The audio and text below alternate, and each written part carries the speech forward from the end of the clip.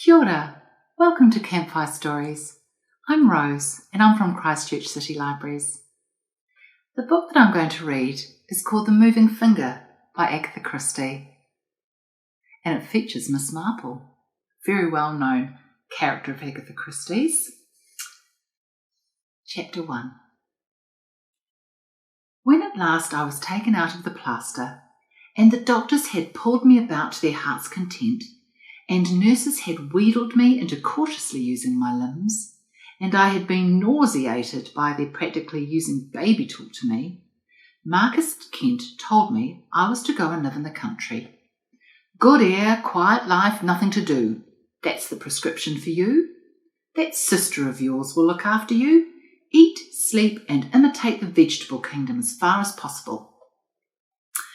I didn't ask him if I'd ever be able to fly again. There are questions that you don't ask because you're afraid of the answers to them. In the same way, during the last 5 months, I'd never asked if I was going to be condemned to lie on my back all my life. I was afraid of a bright, hypocritical reassurance from Sister. Come now, what a question to ask. We don't let our patients go talking in that way. So I hadn't asked, and it had been all right. I wasn't to be a helpless cripple. I could move my legs, stand on them, finally walk a few steps, and if I did feel rather like an adventurous baby learning to toddle, with wobbly knees and cotton wool soles on my feet, well, that was only weakness and disuse, and would pass. Marcus Kent, who was the right kind of doctor, answered what I hadn't said. You're going to recover completely, he said. We weren't sure until last Tuesday when you had that final overhaul, but I can tell you so authoritatively now. But it's going to be a long business, a long and, if I may say so, a wearisome business.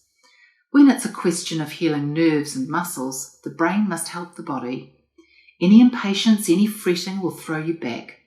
And whatever you do, don't will yourself to get well quickly.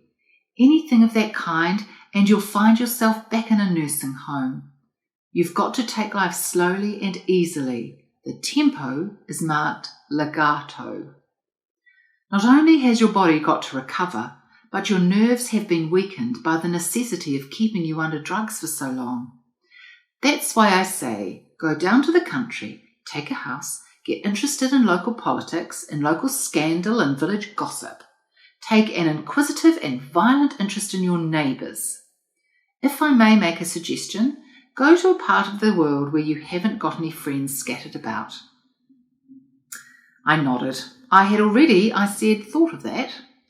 I couldn't think of anything more insufferable than members of one's own gang dropping in full of sympathy and their own affairs. But Jerry, you're looking marvellous, isn't he? Absolutely.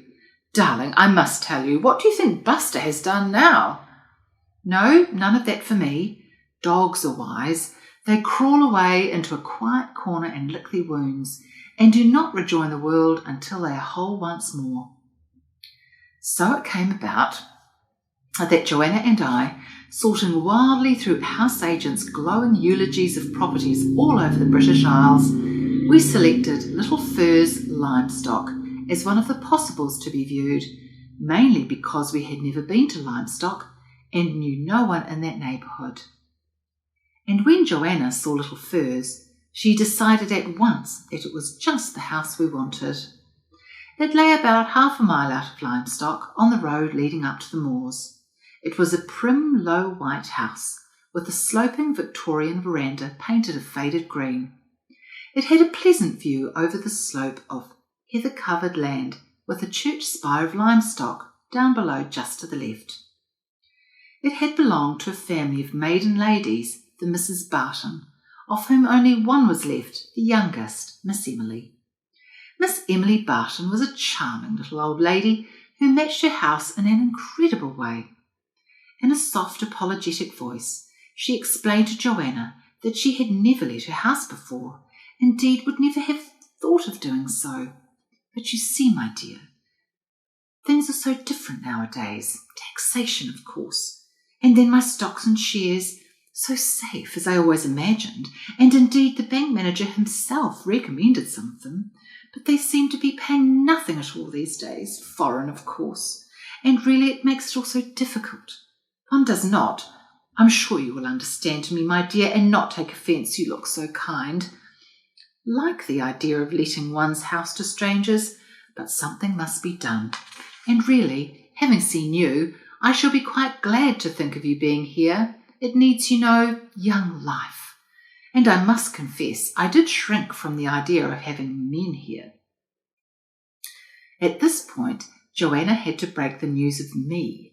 Miss Emily rallied well. Oh dear, I see. Oh, how sad. A flying accident? So brave, these young men. Still, your brother will practically be an invalid. Thoughts seemed to soothe the gentle little lady. Presumably I should not be indulging in those grosser masculine activities which Emily Barton feared.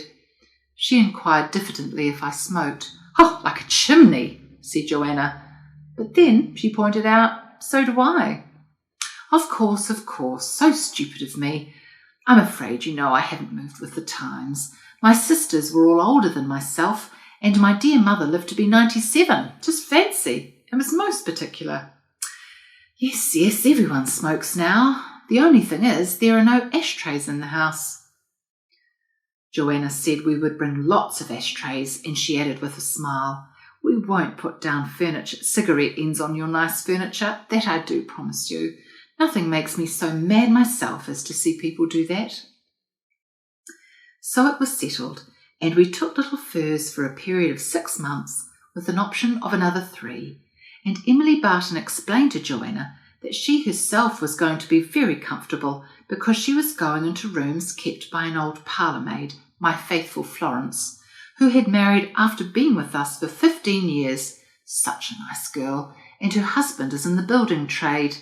They have a nice shop in the High Street and 2 beautiful rooms on the top floor where I shall be most comfortable, and Florence so pleased to have me.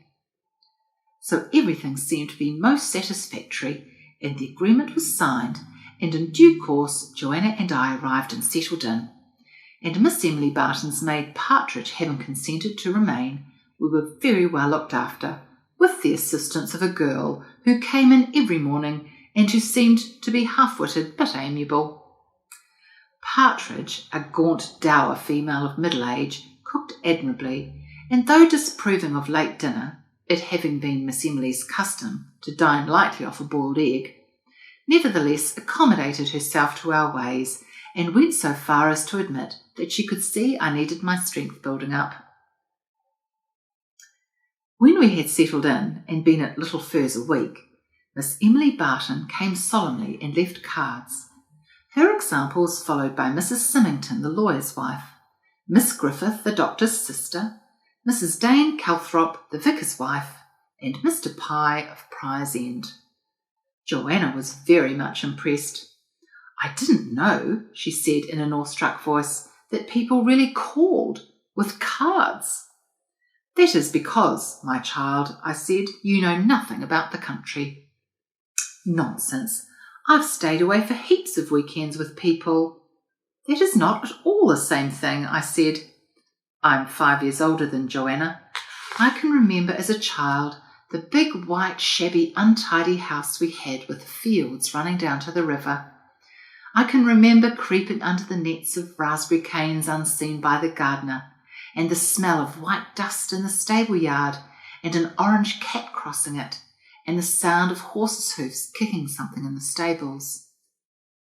But when I was 7, and Joanna too, we went to live in London with an aunt, and thereafter our Christmas and Easter holidays were spent there with pantomimes and theatres and cinemas, and excursions to Kensington Gardens with boats, and later to skating rinks. In August, we were taken to a hotel by the seaside somewhere. Reflecting on this, I said thoughtfully to Joanna, and with a feeling of compunction as I realised what a selfish, self-centred invalid I had become, this is going to be pretty frightful for you, I'm afraid. You'll miss everything so.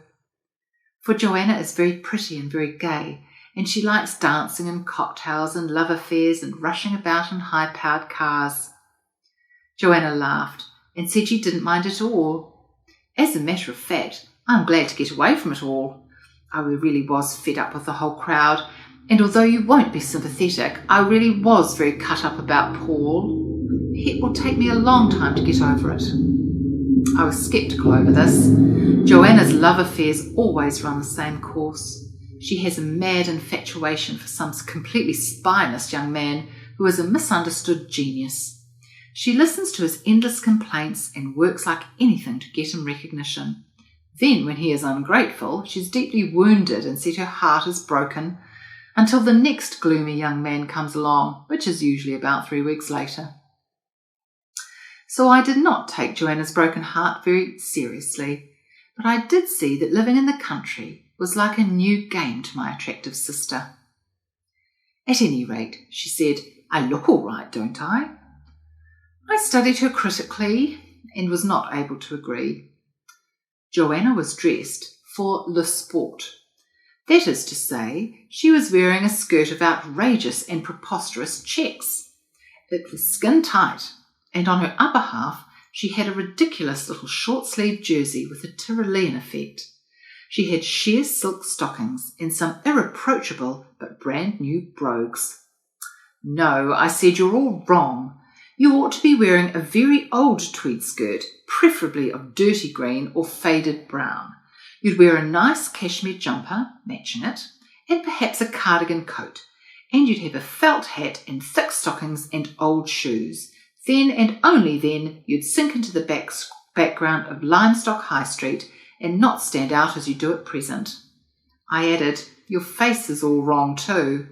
What's wrong with that? I've got my country tan makeup number 2.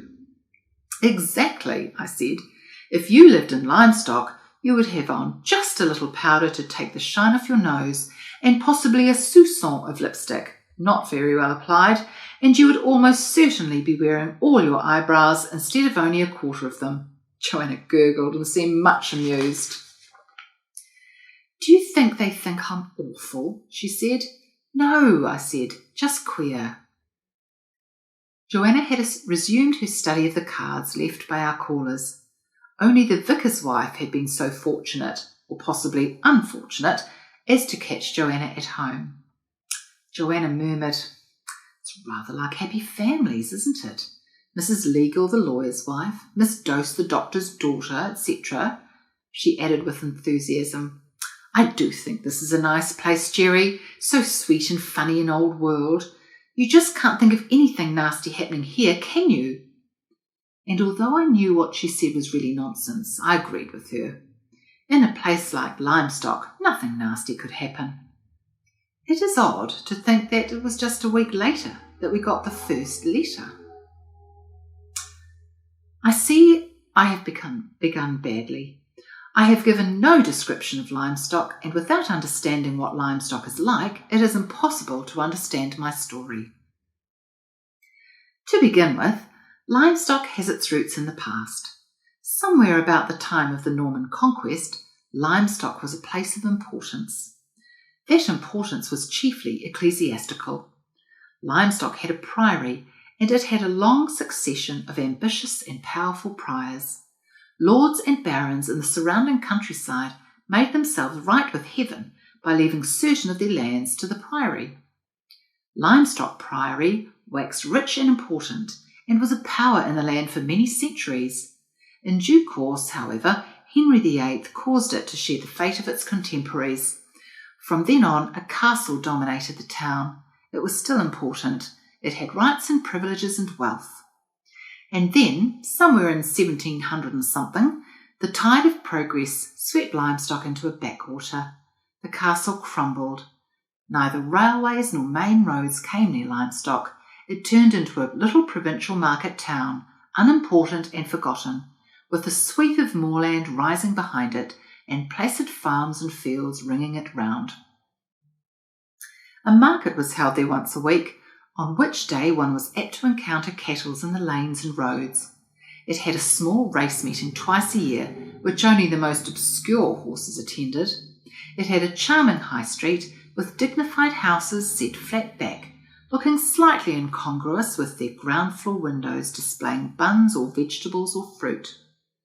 It had a long, straggling draper's shop, a large and portentous ironmonger's, a pretentious post office, and a row of straggly, indeterminate shops, 2 rival butchers, and an international stores. It had a doctor, a firm of solicitors, Messrs. Galbraith and Symington, a beautiful and unexpectedly large church dating from 1420, with some Saxon remains incorporated in it, a new and hideous school, and 2 pubs. Such was Lymstock, and urged on by Emily Barton, anybody who was anybody came to call upon us, and in due course Joanna, having bought a pair of gloves and assumed a velvet beret rather the worse for wear, sallied forth to return them. To us it was all quite novel and entertaining. We were not there for life. It was for us an interlude. I prepared to obey my neighbours' instructions and get interested in my neighbours. Joanna and I found it all great fun. I remembered, I suppose, Marcus Kent's instructions to enjoy the local scandals. I certainly didn't suspect how these scandals were going to be introduced to my notice. The odd part of it was the letter, when it came, amused us more than anything else. It arrived, I remember, at breakfast. I turned it over, in the idle way one does when time goes slowly and every event must be spun out to its full extent. It was, I saw, a local letter with a typewritten address. I opened it before the 2 with London postmarks, since one of them was a bill and the other from a rather tiresome cousin. Inside, printed words and letters had been cut out and gummed to a sheet of paper. For a minute or 2 I stared at the words without taking them in. Then I gasped. Joanna, who was frowning over some bills, looked up. "Hello," she said. "What is it? You look quite startled." The letter, using terms of the coarsest character, expressed the writer's opinion that Joanna and I were not brother and sister. "It's a particularly foul anonymous letter," I said. I was still suffering from shock. Somehow one didn't expect that sort of thing in the placid backwater of Lymstock. Joanna at once displayed lively interest. "No! What does it say?" In novels, I have noticed, anonymous letters of a foul and disgusting character are never shown, if possible, to women. It is implied that women must at all costs be shielded from the shock it might give their delicate nervous systems. I am sorry to say it never occurred to me not to show the letter to Joanna. I handed it to her at once. She vindicated my belief in her toughness by displaying no emotion but that of amusement. "What an awful bit of dirt! I've always heard about anonymous letters, but I've never seen one before. Are they always like this?" "I can't tell you," I said. "It's my first experience too." Joanna began to giggle. "You must have been right about my makeup, Jerry. I suppose they think I just must be an abandoned female." "That," I said, "coupled with the fact that our father was a tall, dark, lantern-jawed man, and our mother a fair-haired, blue-eyed little creature, and that I take after him and you take after her." Joanna nodded thoughtfully. "Yes, we're not a bit alike. Nobody would take us for brother and sister." "Somebody certainly hasn't," I said with feeling. Joanna said she thought it was frightfully funny. She dangled the letter thoughtfully by one corner and asked what we were to do with it. "The correct procedure, I believe," I said, "is to drop it into the fire with a sharp exclamation of disgust." I suited the action to the word, and Joanna applauded. "You did that beautifully," she added. "You ought to have been on the stage." "It's lucky we still have fires, isn't it?" "The waste paper basket would have been much less dramatic," I agreed. "I could, of course, have set light to it with a match and slowly watched it burn. Or watched it slowly burn." "Things never burn when you want them to," said Joanna. "They go out. You'd probably have had to strike match after match." She got up and went towards the window. Then, standing there, she turned her head sharply. "I wonder," she said, "who wrote it?" Let's leave it there. Thanks for joining me. Look forward to your company again. Bye-bye.